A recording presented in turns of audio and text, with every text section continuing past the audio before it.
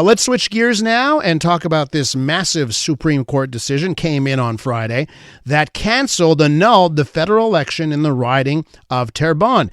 The latest and final update on that saga that started after the last federal election when the Liberal candidate there won by a single solitary vote. And then it was our colleagues at Nouveau who broke the story of a woman who says, hey, my vote wasn't counted. I got my vote back returned to me in the mail, and it was their fault. They put the wrong postal code on the envelope that they gave me. That ended up in the courts, going up the chain. But then at the Supreme Court of Canada on Friday, that court ruling that the election had to be annulled and the seat is now open. Let's head over to Julius Grey, Montreal-based constitutional lawyer, senior attorney at Grey Casgrain, and represented the Bloc Quebecois candidate in this case. Mr. Grey, welcome back to the program. It's always a pleasure. So this must be a big win for your client, the Bloc Quebecois, and their candidate. Well, it's a big win for my clients. I think it's a big win for Canada. I think there's an issue of how you interpret the Elections Act.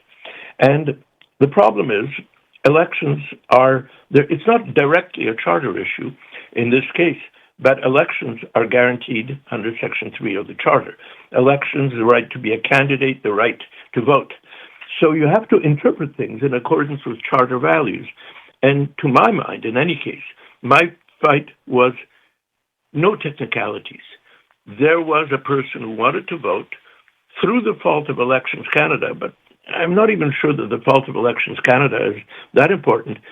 She didn't get to vote, and it's clear in this case that it would have been a tie, and the Elections Act says in case of a tie, you have to have a by-election. So there's a clear, to my mind, as long as you don't insist on technicities, then the by-election had to be there. Of course, the Superior Court judge thought otherwise, and in fact, my opponents argued strenuously that, you have to keep the stability of the results, and you can't overturn elections easily.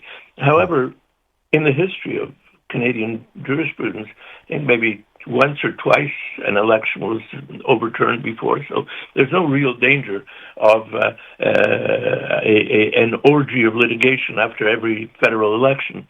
I think the issue is who won. Mm-hmm. What we need in elections is for the person who won to serve, for the person who didn't win not to serve, for the person who has a right to vote, for the person who doesn't have a right to vote, not to vote. That's the essence. Now, you brought up the Superior Court of Quebec. They had ruled against you and your client, right? What do you think? Right. What do you think was the difference? Like, what was the difference? Obviously, in that ruling. Well, I think the judge got into technical distinctions that it's not every fault that is an irregularity, that it has to be something that scandalizes the public, so that the faith in elections is lost. But I don't see why, because what I don't understand is what the interest is in protecting an incorrect result to an election. There's nothing better about one or the other winning. It's not a political question. It's not a partisan question, only who won. So why would we do it? But the judge in the Superior Court clearly thought, first of all, that irregularity was a very high requirement for irregularity, and secondly, that the burden was on the elector. She should have been calling, she should have been checking online whether her ballot was received. But how would she know that it wasn't once she put it in a mailbox? I don't think that was a fair result either. But in any event, the argument was between a technical close reading of and subtle distinctions and what I consider a charter principle reading, saying whoever won should win, or if there was a tie, the consequences of a by-election are inevitable. I do note one thing. They didn't give the reasons yet. They were going to file reasons in 2 weeks, but the Chief Justice did indicate it's not unanimous. So you're going to have both sides put in reasons. Very interesting, right? So it's so not a unanimous decision here. We'll await that. I wonder if I can ask you if you think for the Elections Canada employee that had made that mistake, one of the things that came out in the various trials is that the Elections in Canada employee knew that they had made a mistake and then said nothing. Do you think that was a factor here at the end of the day? Well, one or two of the judges were quite indignant about that. I think his first error, putting down the wrong postal code, was just an error. I mean, this can happen to anybody. I don't know that I manually put down postal codes, but it's something that is an error, human error, but it doesn't mean that you should allow a false result of an election. The second is more serious. Not talking to anybody. What he did is he corrected the ballots that had not yet been sent out, but he did not try to reach the people, and they have a way of doing it because they have a number. He didn't try to correct the results, and that's a fairly serious thing. I mean, the judge thought that he testified that it didn't occur to him, and the judge accepted that in the first instance and said he was still in good faith, it just didn't occur to him, and it would have been better if he had corrected it.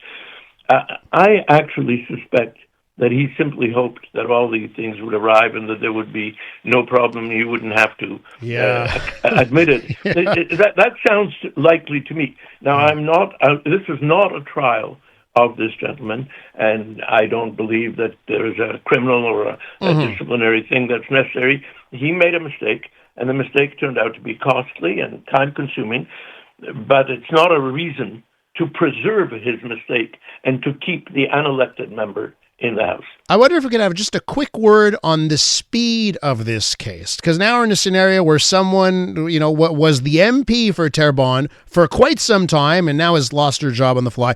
Do you think that, cases like this, where it comes down to who won an election, was it dealt with by the court system as quickly as it should have been? I think it was. I think it's very difficult. The election was on April 28th. The Bloc Quebecois candidate, Madame de Grenier, was declared the winner of that first day. She was won by, and then on a recount, a few weeks later, or a month later, I don't know, it turned out that the Liberal had won by one vote, and then she immediately was sworn in.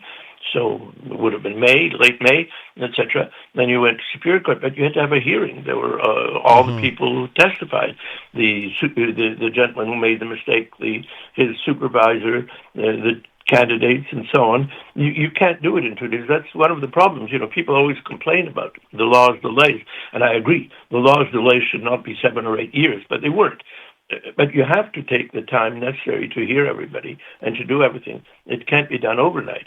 Then the judgment came down, I think November, and to go to the Supreme Court, even though you don't need leave in this case, the Elections Act is sufficiently important that you can just go straight to the Supreme Court, and it's written that it has to be heard quickly and summarily and so on, but you have to have a factum.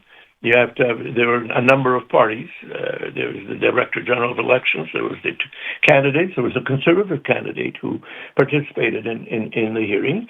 And there was, you have to reply. You have to put in the jurisprudence so the court can decide very quickly. But on the day of the hearing, I say that's why they decided right away. They decided right away because it can't wait forever. Yeah. And so even though it did take 10 months or 9 months from the date of the elections, I don't think it could have been done much more quickly. And certainly the Supreme Court was very tough on delays. I mean, we got 10 days or 15 days to write a factum. It wasn't an easy thing to do. Well, But there again, you have to balance two things. You have to have it heard quickly, but you have to have it heard properly. So there was the dilemma. Mr. Grey, I think the right result ensued. Well, congratulations on the win at the Supreme Court, and thanks so much for breaking it down with our listeners. I appreciate it. It's a pleasure. That's Julius Grey, senior attorney at Grey Casgrain, and represented the Bloc Quebecois candidate in the case. I'm Dylan Playfair. And I'm Tyler Smith. We're putting loneliness in the penalty box by talking to some of our favorite athletes about the importance of friendship. This is Bromance. Bromance is brought to you by Charm Diamond Centers, proudly Canadian-owned and operated. Charm has been part of your love stories and bromances for over 50 years. And you can find Bromance on the iHeartRadio network or wherever you get your podcasts.